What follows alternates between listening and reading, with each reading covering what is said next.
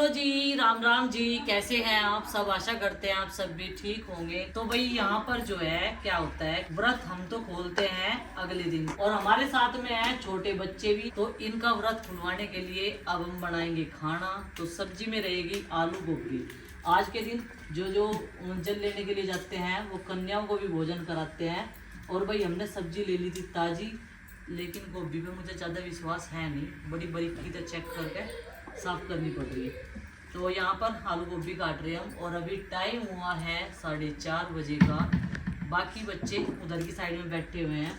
मैं तो अपना व्रत कल ही खोल लूँगी सुबह के टाइम में, क्योंकि फिर सुबह को एंजल को जाना है स्कूल। और भाई स्कूल तो हमारे बच्चों के भी खुल जाएंगे, क्योंकि आपको पता ही है गुड्डू के पापा अभी बहुत ज़्यादा व्यस्त है। हम जाएंगे यहाँ से 26 तारीख में, 26 या 27 तारीख में जाएंगे। टेंट, जनरेटर, ये सारी चीज़ें किराए पे थी, तो ये सब कुछ दे के आना है जहाँ जहाँ से उन्होंने ला रखा है। तो एकदम से जितना फलावा फैल जाता है ना शॉप पे, एकदम से वो सारी चीज़ें नहीं संगवाई जाती। और आज उनकी पूरी टीम जा रही है गंगा स्नान करने के लिए शिवरात्रि के उपलक्ष्य में। तो पूरी की पूरी टीम गई है आज गंगा स्नान के लिए। तो वो सब निकल गए हैं, वैसे मुझे भी बोल रहे थे, लेकिन फिर मैंने सोचा बच्चे यहाँ पे नीलाक्षी बहन को अकेले परेशान कर देंगे। मगर मैं घर ही ठीक हूँ, आप चले जाओ। तो वही वे दर्शन करके आएंगे और गंगा जल भी लेके आएंगे। थोड़ी थोड़ी देर में सबके प्लानिंग बदलती रहे। पहले तो ये कह रहे थे कि आज तुम शॉप पे आ जाइयो, हम लेना होंगे तो हमें तैयार रहियो। फिर थोड़ी देर में फ़ोन आया, कह रहे कि हम तो हरिद्वार जा रहे गंगा स्नान के लिए। तो वही है, तो हम भी अपनी कार्रवाई में लग गए भाई खाना बनाने की। और शॉप पर रहेंगे आज अमित जी। देखो ऐसी भी है इसमें, बहुत ही ध्यान से देखियो, ठीक है। वैसे भी मैं इसे हाफ कुक करूँगी, बॉयल कर लूँगी। सुंदर रखा है। हाँ, तो गोभी का यही होता है कि इसमें बहुत देखभाल से साफ करना पड़ता है, बहुत ध्यान से। तो इसलिए हम 2 जने लग रहे हैं इन्हें साफ करने के लिए। चलो भाई सब्जी काट लेते हैं, फिर बनाएंगे। बच्चों के व्रत खोलने का टाइम भी हो जाएगा। और आज तो कन्याओं को सब ढूंढते फिर रहे हैं जिमाने के लिए, लेकिन ये 3 कन्याएं हमारे घर की बरती हैं। तो वही खाना बनाने की जल्दी से तैयारी बच्चों की वजह से। और यहाँ पर थोड़ा सा पानी मैंने उबाल लिया जिसमें गोभी डाल लेंगे। और ये गोभी जो है गैस बंद कर दिया, उबले हुए पानी में इन्हें डाल के थोड़ी देर के लिए छोड़ देंगे। और ये नमक डाल रखा मैंने इस वाले पानी में, जितनी भी इसमें स्प्रे वगैरह हुआ है ना वो सब ख़त्म हो जाएंगे इसमें से। और अभी निकाल लूँगी ना जलर से। इधर कढ़ाई रख दी थी, कढ़ाई गर्म हो चुकी है। और ये आलू धो के रख लिए, हरी मिर्च काट ली। गुड्डू कह रही मम्मी जाएगा ख़राब हो रहा, और थोड़ा सा जो है मसालेदार सी बनाई हो सब्ज़ी। ठीक है बेटा, क्योंकि इस मौसम में चटपटा सा खाने का हर किसी का मन करता है। परसों मुझे कोई भी चीज़ अच्छी नहीं लग रही थी, लेकिन फिर मैंने चटनी बनवा के खाई थी। चटनी बना के लाई थी नीलाक्षी बहन सिल पे, और तब मैंने खाई थी। सब्जी नहीं खाई, चटनी खाई। तो यहाँ पे तेल डाल दिया, तेल को अभी गर्म होने देते हैं। इधर इन्होंने टमाटर काट दिए। चलो जी, वैसे तो प्लानिंग सुबह की थी, लेकिन ये बोली कि सार्थक का भी व्रत है और एंजल का भी है, तो वे सुबह स्कूल जाएंगे। इस वजह से जो है फिर हमने सोचा कि उनका व्रत अभी खुलवा देते हैं। और बच्चे हैं भाई, ज़्यादा देर तक नहीं भी रह सकते। अपनी अपनी इतना भी रख लिया उन्होंने, भोलेनाथ का नाम जप लिया, हमारे लिए इतना भी काफ़ी है। क्योंकि मन में, आत्मा में श्रद्धा और भाव होना चाहिए भगवान के प्रति और इंसान के प्रति। तो अभी सबसे पहले डालते हैं जीरा, और बाकी और तो लहसुन प्याज तो बिल्कुल दूर दूर है सावन के महीने में, उससे तो हम लोग। और जीरा डालने के बाद में मैं ये आलू फ्राई करूँगी इसमें अच्छे से, तभी आलू गोभी की सब्ज़ी बढ़िया से बनेगी। तब तक मैं इन्हें भी निकाल के रख लूँगी इस उबले हुए पानी में से, थोड़ी देर में निकाल लूँगी। अभी पहले इन्हें डाल देते हैं। जीरा हमारा भुन चुका है, थोड़ी सी डाल दी है लाल मिर्च, हल्दी पाउडर। और अब डाल देते हैं, ये देखिए, ये आलू।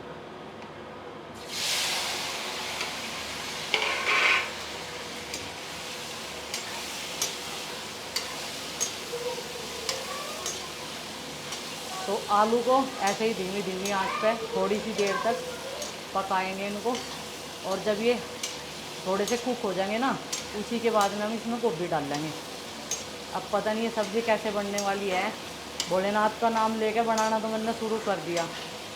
और गुड्डू ने उस दिन वो छोले जो बनाए थे वो अपनी मर्ज़ी से बनाए थे, मैंने इसे कभी भी फोर्स नहीं किया कि बेटा तू खाना बनाना है। लेकिन इस एज में आके बच्चों को होता ही है कि अगर हम बना लें, मम्मी को कहीं इमरजेंसी में जाना पड़ जाए, भूखे इंतज़ार नहीं करेंगे एक तो मम्मी का, और एक ये कि हमारे लिए कौन खाना बना के लेकर आएगा।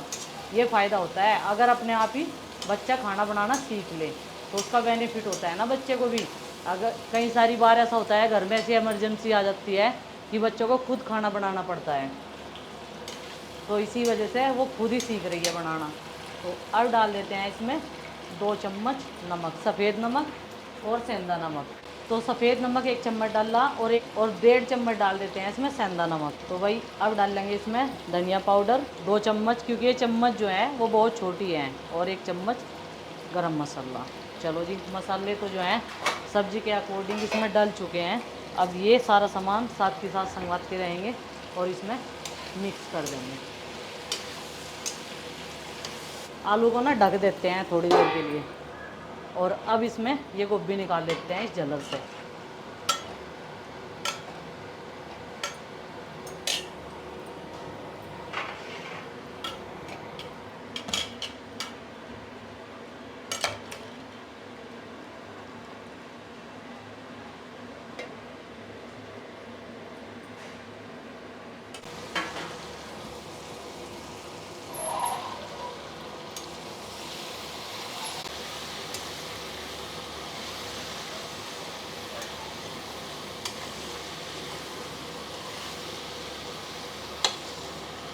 पके नहीं।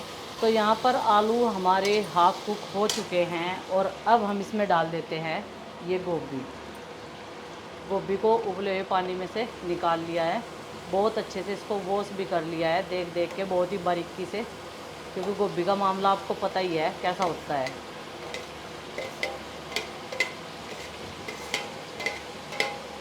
अब इन आलू में ना ये सारी चीज़ें मिक्स कर देंगे। हरी मिर्च भी, आज गुड्डू पूरी चटपटी बनेगी ये सब्ज़ी, और ये टमाटर भी।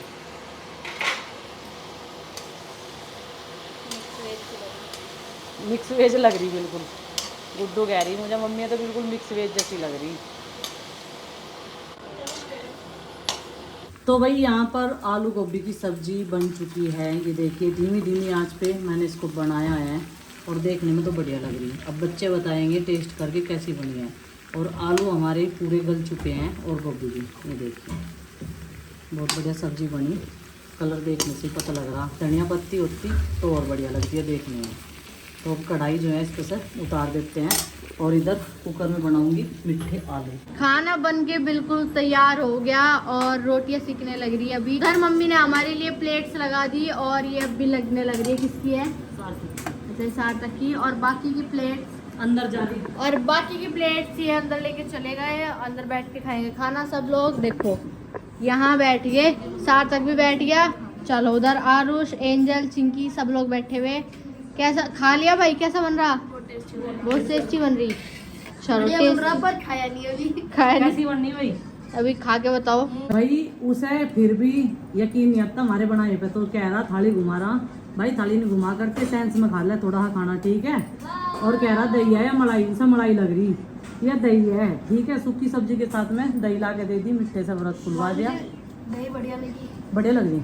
चल तो बढ़िया होनी चाहिए, और क्या चाहिए हमें। तो भाई अभी रूम में बैठे हैं मैं और आरुष। आरुष देख रहा था टीवी, और इसके साथ में मैं भी काफ़ी दिनों बाद रामायण देख रही हूँ। नहीं तो मुझे टीवी देखे हुए काफ़ी दिन हो गए। मैं कह रही आरुष को ये चीज़ें देखने में अच्छी लगती है, और कुछ ना कुछ हमें सीखने को मिलता है। तो अभी लेकिन इसमें क्या हो रहा कि रुक रुक के चल रही, रुक रुक के सारा मजा किरकिरा हो जा देखने में। अभी से किरदारों के नाम भी नहीं पता क्योंकि ये रुक रुक कर चल रहा, उसमें सही से पता नहीं चल रहा। तो थोड़ा ही मैंने देखा था।